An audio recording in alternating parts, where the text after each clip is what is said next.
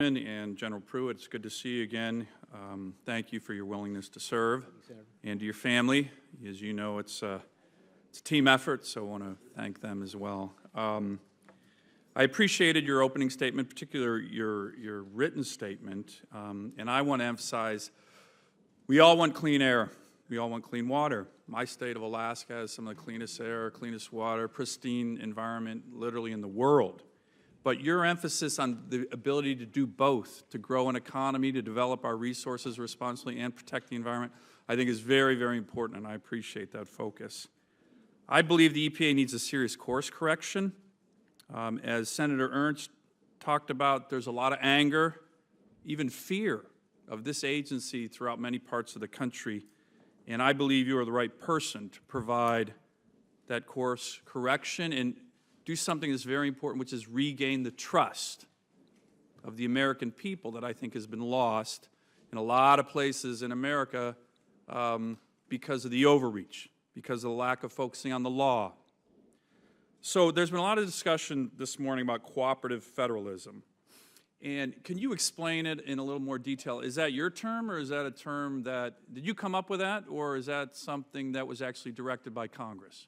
Directed by Congress, Senator. And so in the Clean Air Act and the Clean Water Act, who was given, what entity in our Republican form of government was given the primary responsibility over clean air and clean water in the United States? Well, as you know, Senator, under the Clean Air Act, there's something called state implementation plans that the EPA and the states review together, but the states have that responsibility. So of adopting a plan. Isn't it correct, actually, in the law, it says the primary responsibility under the Clean Air Act and Clean Water, and who directed that? Congress. Okay, so when you're talking about cooperative federalism, that's not some Scott Pruitt invented. You are focusing on the intent of the Congress. Probably more so than any statutes that have been adopted by Congress historically. The environmental statutes that we know, from Clean Water to Clean Air, to Safe Drinking Water Act, many pieces of legislation, Congress has been very explicit, very specific at saying that cooperative federalism, the role of the states is important, should be respected, and should be emphasized. So let me show you a chart here. This is the waters of the U.S. In the states and entities that sued to stop that rule. 32 Democrats and Republicans and independents. Do you think this is an example of cooperative federalism? And if not, if you're confirmed, what are you going to do to get back to what is not a Scott Pruitt idea, it's the direct direction of the Congress of the United States? Senator, when you think about the relationship between the EPA and the states are not mere vessels of federal will. They don't exist simply to carry out federal dictates from Washington, D.C. There are substantive requirements, obligations, authority, jurisdiction granted to the states under our environmental statutes. That needs to be respected. When it's not respected, that is what spawned most of this litigation that has been referenced here today. And why does it spawn it? Because it matters. Yep. It matters that the states participate in the way that Congress has directed, and they've been unable to do so for a number of years. So again, cooperative federalism, you're carrying out the will of Congress when you're focused on that issue. That's exactly right. The expertise, the resources, the knowledge, the awareness of how to fix environmental issues at the local level is something that's important for the entire country to know. So I am a former Attorney General myself who's sued the EPA. And some of my colleagues on the other side of the aisle, Judge Booker's comments, I think he tried to equate a little bit suing the EPA, not caring for Oklahoma's children. Do you care about Oklahoma's children? Without question. I've got a couple sitting behind me. 14 lawsuits, and again, Senator Bozeman mentioned this. What has been the primary focus of those lawsuits? It's not that you don't care about the environment, is it? Absolutely not. I mean, it's something I care very much about the environment. It's to restore the relationship and ensure the relationship that Congress has directed, the role of the states in improving our environment. There's an idea in Washington that the states, those in Oklahoma or in Alaska or other parts of the country, don't care about the water we drink or the air we breathe. The farmers and ranchers, those in industry in the state of Oklahoma that I'm aware, most of them are very committed to that. When they have not been, we have taken enforcement action against them. And just one final question. A lot of my colleagues on the other side of the aisle spend a lot of time, and I think Senator Sanders is up next, vilifying the oil and gas industry, somehow bad actors, polluters. According to the American Petroleum Institute, 364,000 Oklahomans work in the oil and gas industry or related service sectors. Are these people bad actors? Are they polluters? Can you describe, you talk about the good people in your written statement. Who are these people, and are you representing them when you're bringing these kind of actions? Are they evil people? No, Senator. They want to comply with the law. They want to know what's expected of them. They care about the air they breathe and the water they drink, and they want to make sure that the EPA is partnering with state agencies and industry to ensure that that outcome occurs. And aren't these hundreds of thousands of people part of that industry? Absolutely. In fact, 25% of our entire state budget in Oklahoma is from that industry. This is a state concern. And more than that, we have significant regulation over this industry. Our Corporation Commission has oversight over many of these issues. And so we have regulatory bodies from DEQ to the Corporation Commission to others that are involved in making sure that the air we breathe and the water we drink is clear in the state of Oklahoma. Thank you. Thank you, Mr. Chairman and General Pruitt.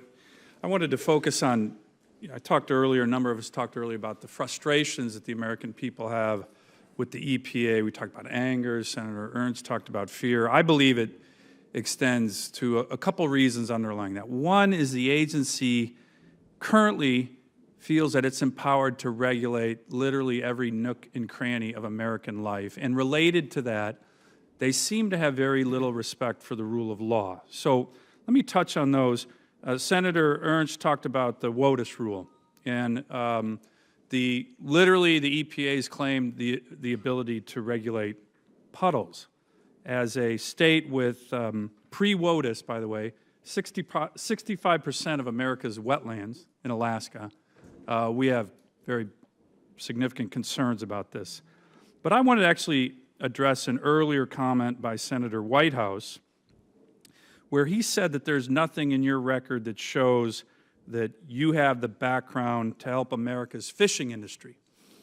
Well, I couldn't disagree more with Senator Whitehouse, who's a friend and colleague. My state has a fishing industry like Rhode Island's. It's a little bigger.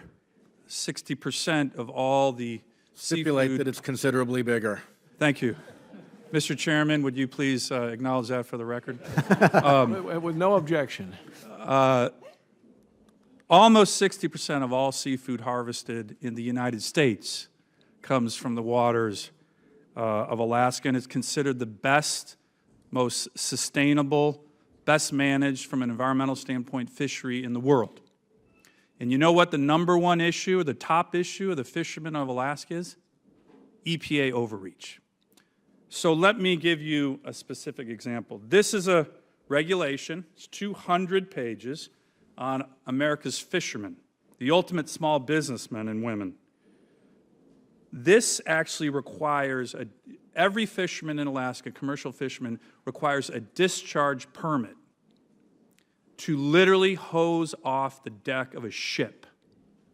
Think about that. If you're gutting a fish and fish guts or pieces of a fish fall on the deck of your ship and you hose it down, fish back into the water of the oceans, you need a permit. 200 pages. This is the kind of thing where the trust between Americans and the EPA has eroded so much because of these kind of issues. If confirmed, will you work with me and others on this committee to make sure that these kind of regulations are balancing environmental needs with jobs that are so important? You've mentioned it as a cost. Will you work with us on that? And would you care to comment on a regulation like this? Fish back into the ocean requiring a permit. Congress, by the way, has extended this twice, meaning tried to, the implementation of this. So there's bipartisan agreement that we need to do something about this overreach. Would you care to comment on this? Senator, I think it's exemplary of a lack of priority. I mean, we have many, like indicated earlier, 40% of our country is in non-attainment under the NAAQS program. We have over 1,300 surplus sites in this country that need attention to move those areas into remediation and restore those areas for environmental related issues. And so I think in some respects what you cite there is just missed priorities of trying to focus on something like that as opposed to focusing on these other areas that will really improve tangibly the environmental protections for our people across the country. Let me talk next about the rule of law, and I'm glad you emphasize it as a priority. I believe it's really one of the principal reasons why, again, there's such a lack of trust between the American people and the EPA. But it's not just a Republican issue. As a matter of fact, there's a number of examples where this is viewed as a bipartisan issue that we need to address. You may have seen with regard to the Clean Power Plan, Lawrence Tribe, not known as a strong, staunch Republican, Harvard law professor, stated, "The EPA is attempting to exercise lawmaking that belongs to the Congress and judicial power that belongs to the federal courts. EPA is attempting an unconstitutional trifecta, usurping the prerogatives of the states, Congress, and the federal courts all at once with its Clean Power Plan." Then he stated, "Burning the Constitution should not become part of our national energy policy." You've been involved in some of these cases, the Clean Power Plan, the waters of the U.S. In both of these cases, courts have stayed the EPA's rule. Why do you think that the courts have done that, and do you think the rule of law that has been ignored by the EPA is something that you need to, if confirmed, that you will work on to regain the trust between the EPA and the American people? You know, as I indicated, Senator, earlier, I think at times, perhaps those in law and the courts, they look at rule of law as something that's academic and technical, but it's real. It affects people in very real ways. When you have agencies of any type that act inconsistent with the statutory authority given to them by Congress, it creates the kind of uncertainty that you're talking about. People don't know what's expected of them, and paralysis happens. And so rule of law is important to economic development. It's important to send messages of certainty. It's important so that people can plan and allocate resources. There are many laws that people look at and say, well, I don't really like that. But so long as they know what's expected of them, they can plan and allocate resources to comply. And I think that's what's important about rule of law. And as one of the lead litigators on the WOTUS rule and the Clean Power Plan, and the fact that the Supreme Court and the Sixth Circuit have put stays on those rules, what do you think that indicates the court's view is of those two rules issued by the EPA at this moment? Well, it's unprecedented for the Supreme Court to have done what they did in the Clean Power Plan. Never happened in the history. Never happened in the history of jurisprudence before the U.S. Supreme Court. That says a lot. Thank you, Mr. Chairman. Thank you very much, Senator. General Pruitt, I just had one final question. We talked about some of the challenges that we have. This committee has been working on the infrastructure issues. There's a lot of discussions over last year about Flint, Michigan, and aging infrastructure, which I think is a concern at the state and local and federal levels. There's also a challenge in certain parts of the country on no infrastructure, none, on clean water and sewer. And my state has over 30 communities that don't have any clean water and sewer. In terms of the diseases and the living conditions in communities like that, as you can imagine, it can be very difficult. So in a bipartisan way, this committee acted last year, established a new program for disadvantaged communities, small communities, to work on those kind of issues for different communities, whether in Alaska or other parts of the country, that literally live in third world conditions in some communities. So that would be administered by the EPA, this new program. And I just want to get your commitment to work with us to fully fund that new program to work on those kind of issues. As we talked about in our meeting, Senator, I believe sometimes when infrastructure is referenced, we think roads and bridges and we don't think water infrastructure. Yeah. And I think all those are important. And I would make that a priority interfacing with Congress if confirmed as EPA administrator. Great. Thank you.